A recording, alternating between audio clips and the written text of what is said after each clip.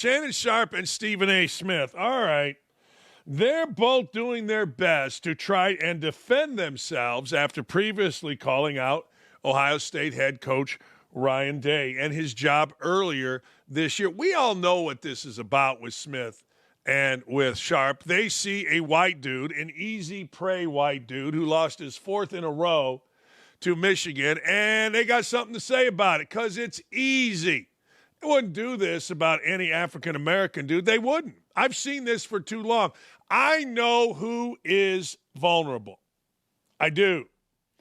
White dude, Ryan Day, Ohio State coach. Even his own fans were on his ass. 4 in a row. I don't care if your winning percentage is 900. I don't care what you've been able to do. We want you gone because you lost to Michigan.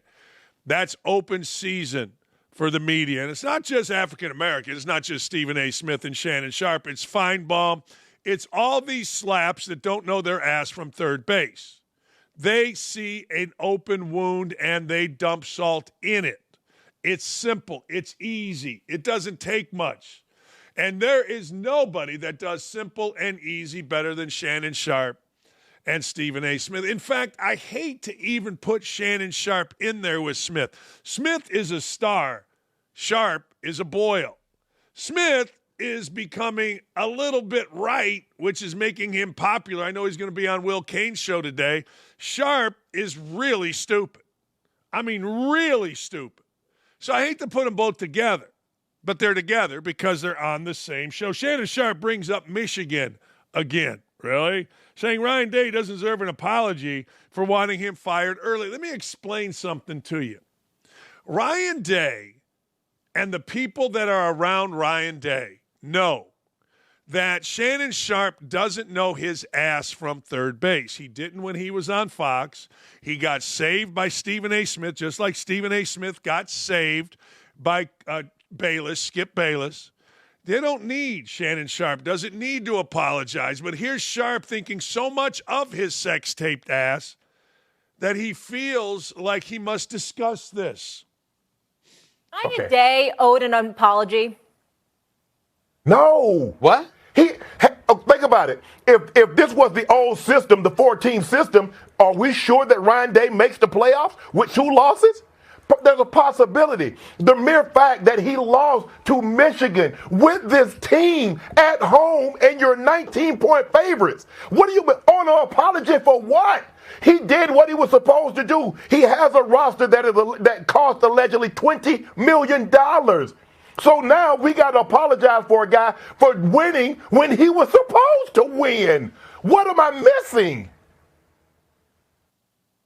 Yeah, because, well, nobody else out there has a roster worth millions of dollars. It's just amazing how stupid he is.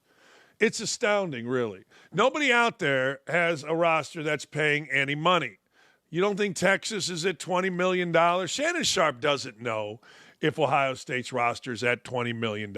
Shannon Sharpe is lazy as hell, according to everybody that I know that has been around him. Shannon Sharpe just read it one time, that he has $20 million. And frankly, when you're Ryan Day, why would you need Shannon Sharpe's apology? This is an idiot that got up and tried to fight an NBA player during a game. This is an idiot when people were questioning his sexuality, put out a sex tape. Basically, I could stop and just say, this is an idiot. This is. And I have no problem saying it. If he were white, I'd say it. When I watch him, well, that's a lie. I've never watched him. I remember this. I had it on my TV the day after Skip Bayless was incredibly stupid, maybe when DeMar Hamlin got hurt, and this dude is crying on the air, this Sharpe. He couldn't show up one day at work. It's like a female that decides that they're going to every day yell at the male, or it's like a male that decides every day they're going to yell at a female. Shannon Sharpe, for as big and strong and tough as he was as a player, has the feminine energy. It's like every day with some damn drama. And he is like the wife to Stephen A. Smith. I'll give Stephen A. Smith credit. Now, he's the same thing. He doesn't know. He just reads and then he expounds and tries to figure out a way for people to talk about him. And he's smart. He's right. It's good. So here's Stephen A. Smith defending Stephen A. Smith for Stephen A. Smith's stupidity. You damn right we said, had he lost that game, he should have been gone. And it was nice seeing Kirk Herbstreit yesterday in the booth, being emotional and all of that, because that's a friend and he's obviously very closely connected to the program. I get all of that. And it's great to see Ryan Day, who's a great coach, validating his greatness the way that he did with this run. But it doesn't change the circumstances he created by losing to Michigan so much, by not winning a conference championship, and having a $20 million NIL roster with 11 NFL caliber players returning to your squad this year. The predicament that he was in, losing to Michigan, who was 5-5 at the time. Come on now. We were justified in saying what we said then, just like we stand here today and are justified in saying he doesn't deserve that now because he finally answered the call for the first time in his career. Period. No stuttering. Well, it doesn't matter if you're. I mean, I love how guys are so tough. Period. No stuttering. No, okay. Really? Okay, great. I mean, you just kind of laugh at it. Yeah, maybe Ryan Day did deserve it in the minds of fools, but the minds of fools are scary places. So the beauty is this, and this is something I don't like about my own show. I don't like that we give these guys so much credit. I don't. Who gives a rat's ass? Now, sometimes I go back to thinking about my days as a coach. I just won a national championship. 2 idiots on TV yelling and screaming. I could care less. And sometimes I morph back into that. Like, I care less whether Paul Feinbaum, doesn't matter, whether Stephen A. Smith, doesn't matter, or Shannon Sharp, doesn't matter. But we've made stars out of these idiots. We have. We've made stars out of these. Well, what's his face played? Sharp played. But Sharp has shown himself to be so ridiculous, it's impossible to take serious. But, hey, good for them. We're talking about him. They're yelling and screaming. Stephen A. Smith gets to act like he's tough. It always fascinates me about coaches and broadcasters. They weren't tough as players. They weren't tough as kids. But all of a sudden, they get older, and now they're tough. Why? Because they don't have to be challenged on it. It's pretty remarkable. The lunatic fringe of the Ohio State fan base has been well documented on this show, and the latest story reveals just how big of lunatics they are.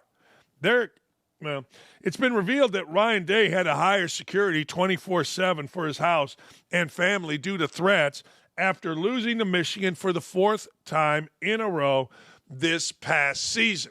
I remember when I was coaching at Indiana as an interim coach, we lost the game, and some guy walked up to my house. And I answered the door, and I said, and I didn't let him speak. I said, whatever you're doing here, I'm going to knock you the guy. I mean, I went off. And he looked at me. I said, I don't even care what you're here for. It doesn't matter. You're not here to drop off a package. You don't know my kids. You don't know me, so you got a choice. I said, I'm either going to knock your ass out right here on the front porch, or you can get the hell out of here. And he tried to speak, and I said, I'm not listening. And I don't know what he wanted. It didn't matter to me what he wanted, but I knew this. He wasn't going to come to my house and tell me what a great job I'm doing after we just lost a game at Michigan State by a bazillion. And if that's wrong, I mean, that's wrong. You see, that's real toughness as opposed to hiding behind a microphone, period. Oh, shut up. Anyway, people are nuts, and we know that. In late November, after Ohio State lost to arch rival Michigan for the 4th time at home, a 3-touchdown favorite, this moment seemed unfathomable to perhaps everyone other than the Buckeyes themselves. Day's family, especially the coach's 3 children, took the brunt of some Ohio State fans' anger.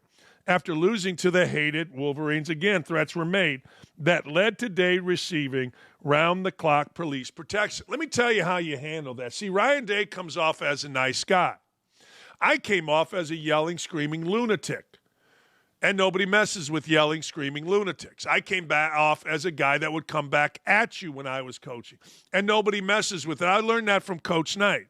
People didn't mess with Bob Knight because there was a little bit of crazy that people were wondering. People will pick on those that they feel they can pick on. And Ryan Day gives off that I'm a nice guy, adult nice guy, coach guy.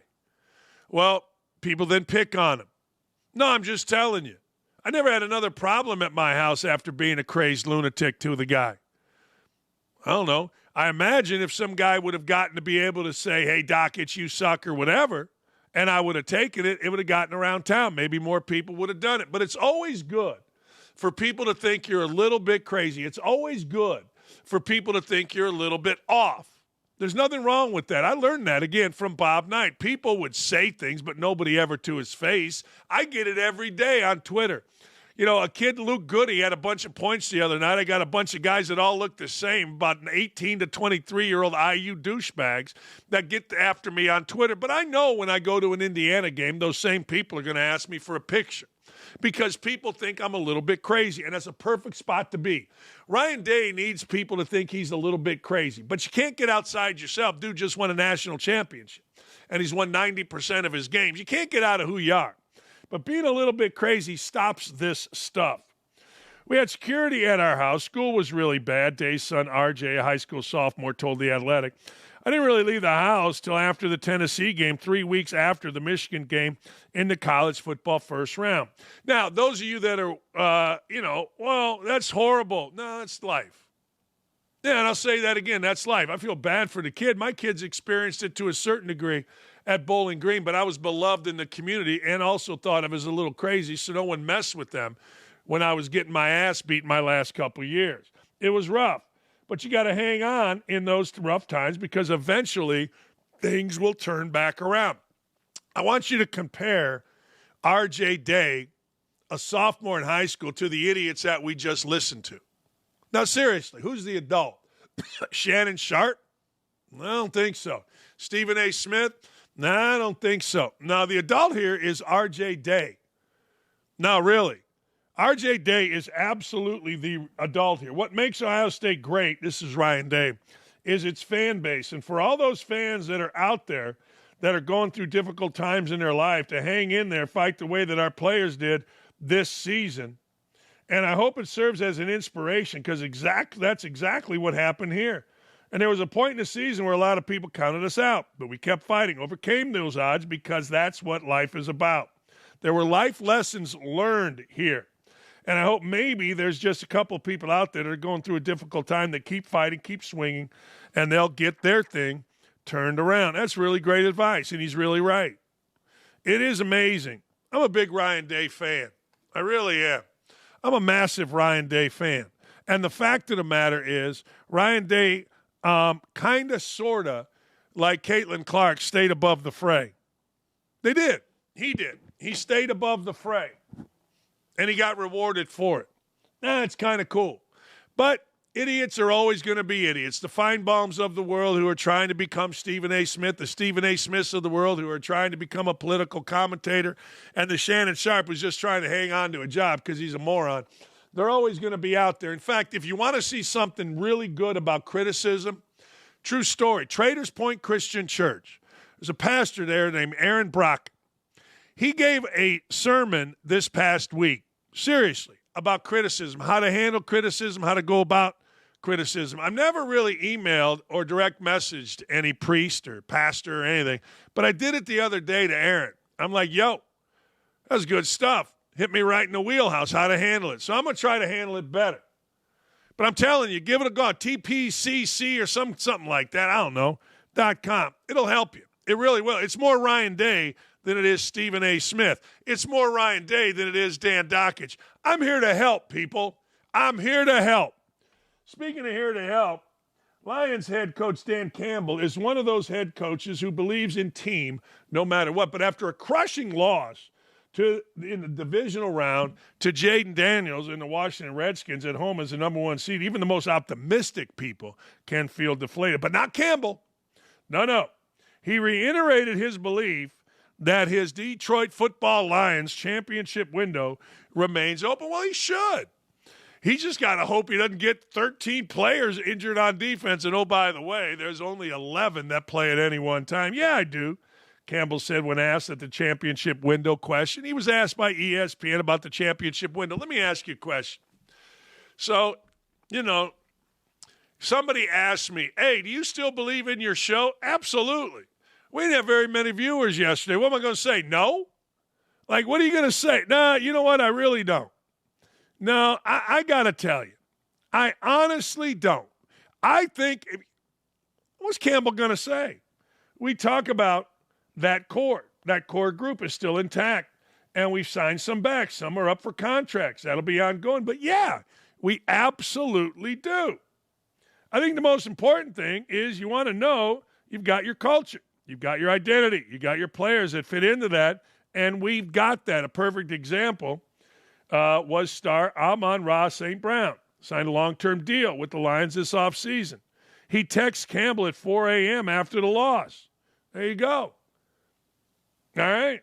Campbell told ESPN that he must have a next man up mentality if we were to lose his coordinators. But winning right now doesn't change. We're not going to allow that to happen. Campbell said regarding a possible mindset change. Does it hurt to lose those guys? Absolutely. Talking about possibly Aaron Glenn and absolutely Ben Johnson going to the Bears. It's part of, and a couple of assistants went with Ben Johnson. It's part of what we've been here. They've been here 4 years. They're one of the major reasons we've been able to get to where we've been. Simply put, the Lions weren't supposed to be thinking about the future already, losing their innovative offensive coordinator and preparing for the offseason. Here's Dan Campbell being incredibly emotional after the game. When you lose these games, man, it's like the players, you know.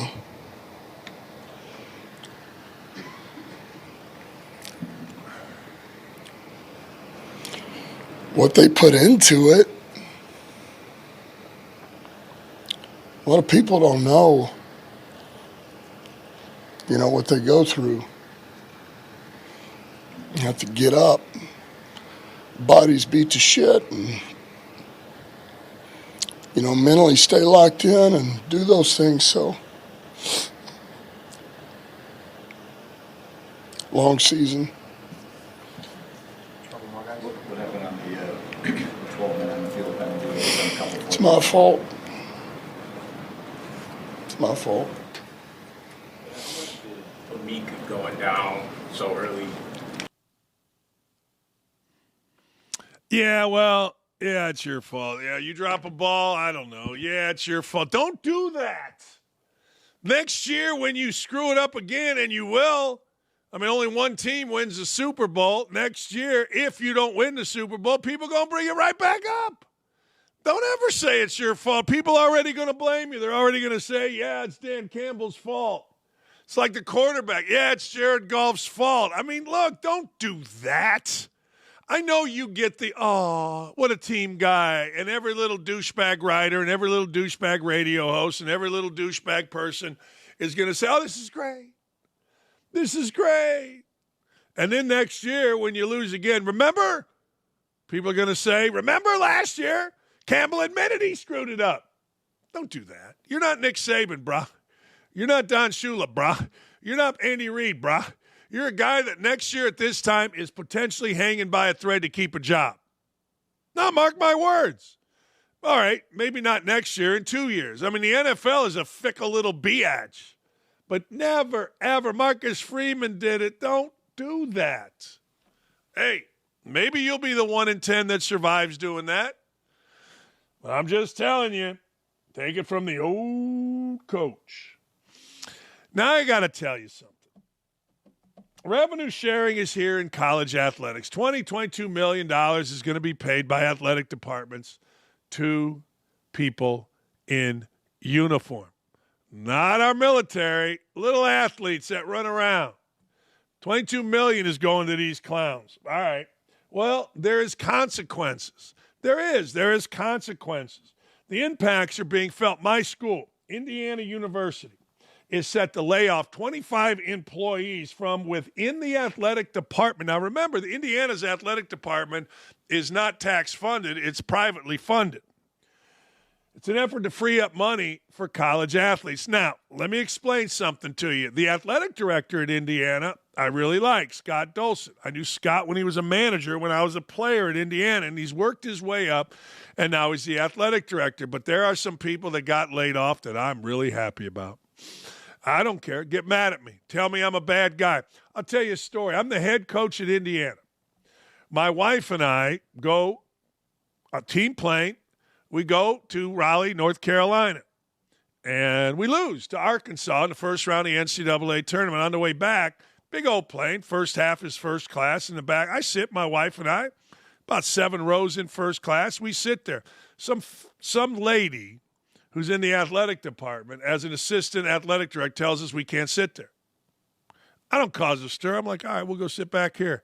Dr. Rink says, Dan, what is that? Get up. So the people that got laid off, some of them, are among the worst people that I know. And I'm very glad. Not because of that. Not because of that at all. That's just, she was gone a long time ago. But that's what Indiana University's athletic department is. It's ridiculous. It's egotistical. It's stupid. Now, the athletic director, great dude.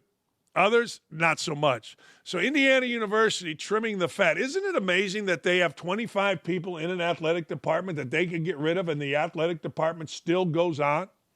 Isn't that fascinating? That's like when Elon Musk went into X and got rid of about 3/4 of the employees, and X has never done better. Isn't it amazing that there's 25 jobs that you can just get rid of?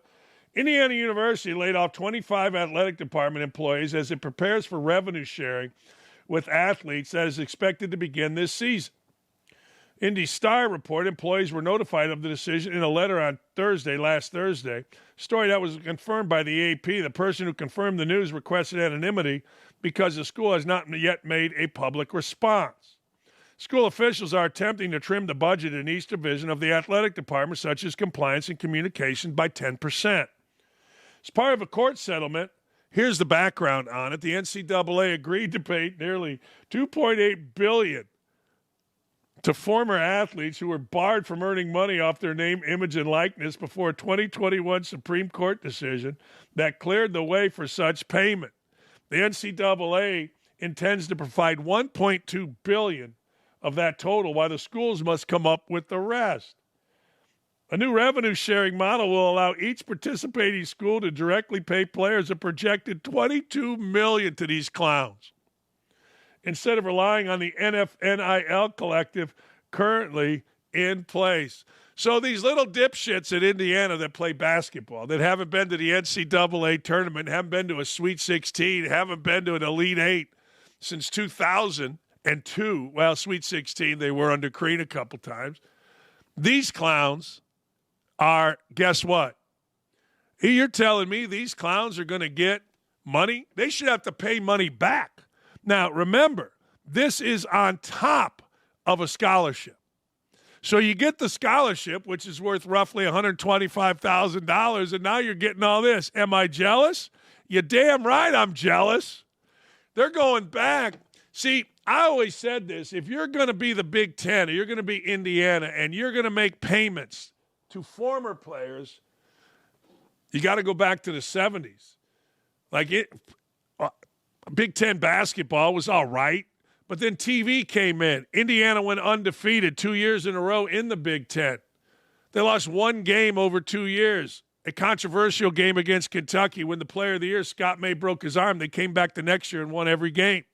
Last undefeated team. Bob Knight, Johnny Orr, national championship game, Indiana, Michigan. Those are the people that should be paid. Scott May, Bobby Wilkerson, Kent Benson, Tom Abernathy, Quinn Buckner. Those guys, Isaiah Thomas, national champions, should be paid. Mateen Cleaves.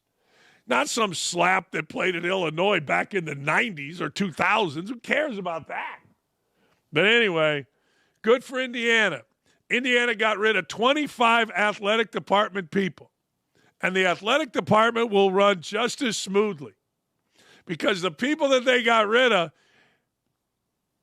kind of useless. I said it forever. Hey, Steve Kerr. Steve Kerr I kind of always liked. I'm not going to lie to you. I liked Steve Kerr until he became douchebag smug Steve Kerr. Now, maybe he's been douchebag smug Steve Kerr his entire life. I don't know. Maybe not.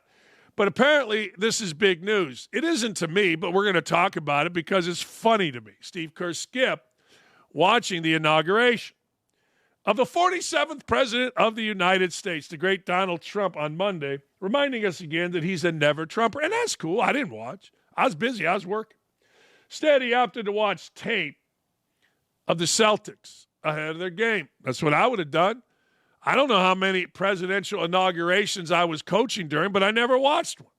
What do I care? I chose to watch Celtics tape, Kerr said, laughing with the NBA media in the room. His excuse sounded like fake news after the Warriors got blown out by 40 against Boston. But here's the deal.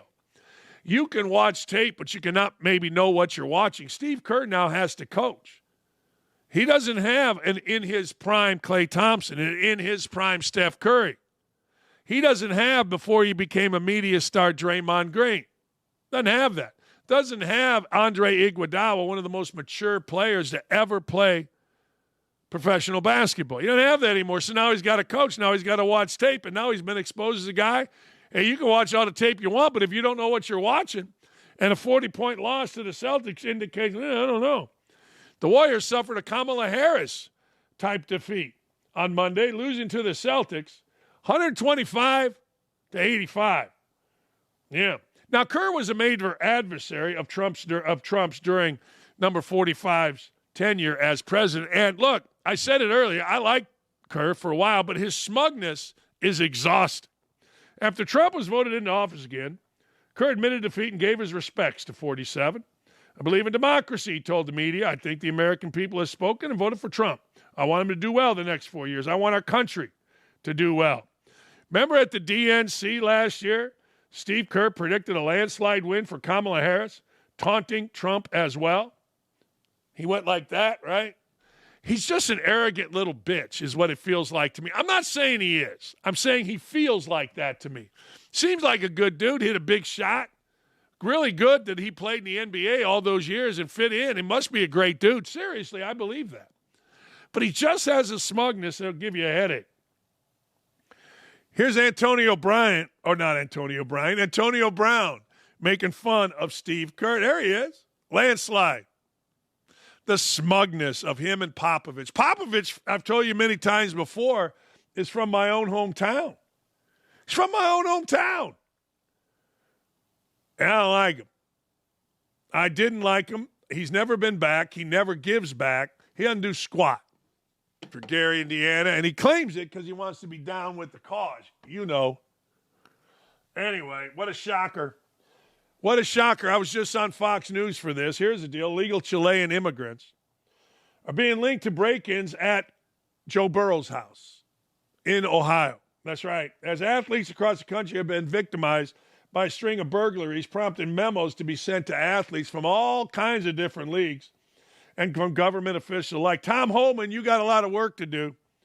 As reported by WLW-TV on Monday, 4 Chilean men were pulled over by Ohio State patrol troopers on I-70 on January 10th after violating traffic laws. The group carried 2 automatic center punch tools in a glove box used to break into homes.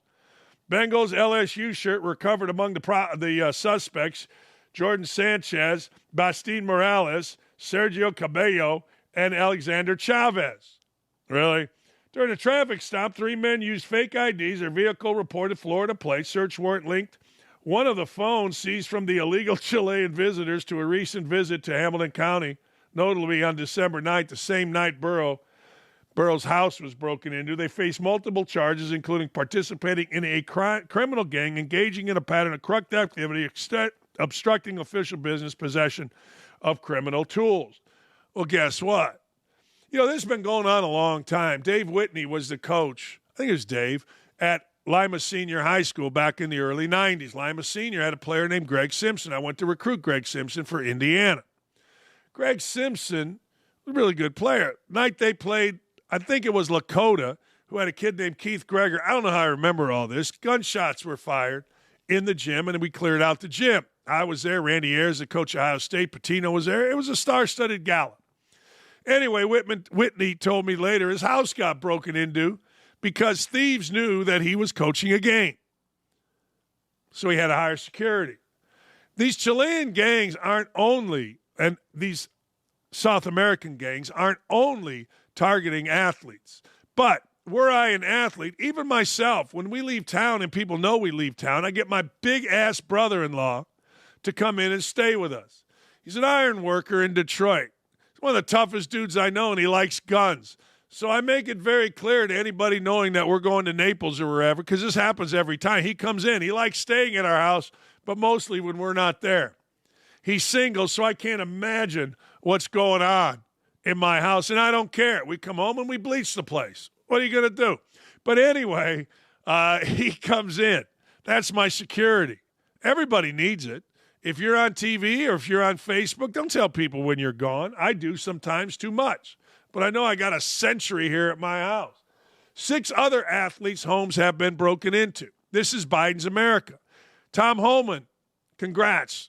You got these 4. Now let's keep going. You know, here's the deal. Right down the street here next to Old Oakland Country Club, there's a street. The homes aren't like Joe Burrow's, but they're nice. They have a string of robberies that has been linked to the MS-13 gang here in Indianapolis. And they're organized. They're always watching. A couple of my buddies have gone out the back door in golf carts to go get a beer at the place, come back. Place has been robbed. Now, that street, the daddies all got guns. They all got golf carts. They patrol their street. They've made it known. Haven't had a break-in in a while. Funny how that happens. History is being made today. I didn't think CC Sabathia, this is terrible to say, I didn't think he was a Hall of Famer. He's a first ballot Hall of Famer, and I'm wrong. I saw CC Sabathia pitch. I thought he was really good.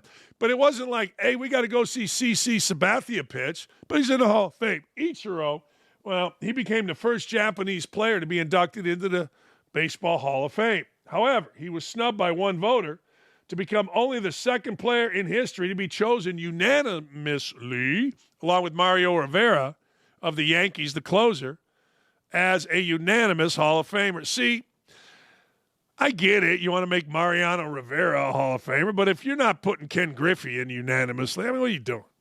Anyway, here's Ichiro, baseball's all-time hits leader. He beat Pete Rose if you count Japan. You'll see the graphic. Broke George Sissel's single-season mark, 2,057 hits. Current record is 262. 10-time All-Star, 3-time Silver Slugger Award. Seems like he'd have been more. Batting champ, only 2 years. Stolen base leader, 1. Led Major League Baseball in hits, 7 different seasons. Voted into the Mariners and Japanese Baseball Hall of Fame. Ichiro Hall of Fame enshrinement coincides with a surge of Japanese players shining in Major League Baseball. Ohtani's a singular talent. He is. Ohtani's just different. And he was one of a dozen Japanese exports to the majors last year, including Yu Darvish, Shotei Imanaga, and the $325 million Dodgers ace, Yoshiyama Yamamoto. There you go. All right. Ichiro and Ohtani command so much respect from their peers and the public alike because they are focused on honing their craft. This is a guy named Suzuki. Hall of Fame, the vote caps that process, Suzuki says, and many Japanese embrace the recognition that he is truly one of the greatest players to ever play in the big leagues. He is. I mean, the other day, you know what I mean, after he retired, Ichiro, they brought him out to the mound. They brought him out to the mound to throw the ceremonial first pitch, and he threw one like 88 miles an hour. Yeah, it was like the fastest ceremonial first pitch ever recorded. How about that? It's pretty amazing. Ichiro is one of those guys, and there are some in basketball. There are some guys in basketball that'll be my age, 62 years old, and they still get buckets. Not in an NBA game, dummy.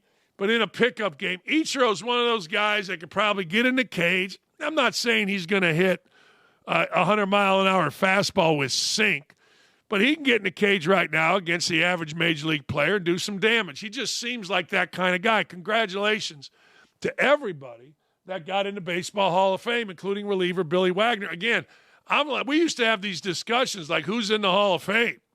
Who from this era, and I've go back to the 70s we used to talk about as a Baseball Hall of Famer. I got to tell you, I never mentioned Sabathia or Wagner, but I also tell you, I don't know.